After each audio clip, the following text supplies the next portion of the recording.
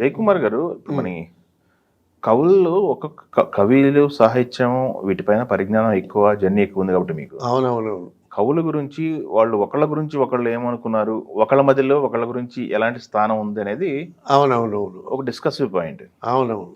మీకు ఐడియాలో ఉన్నటువంటి డిస్కసివ్ పాయింట్. నాకు హ్మ్. కృష్ణశాస్త్రి గారితో నాకు ఉండేటటువంటి 10 సంవత్సరాల సాంగత్యంలో హ్మ్. ఆరుద్ర గారిని కలిశాను, శ్రీశ్రీ గారిని కలిశాను, సి నారాయణ రెడ్డి గారిని కలిశాను. తర్వాత సినిమాలో పాటలు రాయించడానికి వాళ్ళ దగ్గరికి వెళ్ళటం కూడా జరిగింది. యెస్. ఒకళ్ళ గురించి ఒకళ్ళు ఏం మాట్లాడుకున్నారో, ఏం చెప్పారు గొప్పగా అనేది అనేటటువంటి టాపిక్ ఇప్పుడు. హ్మ్.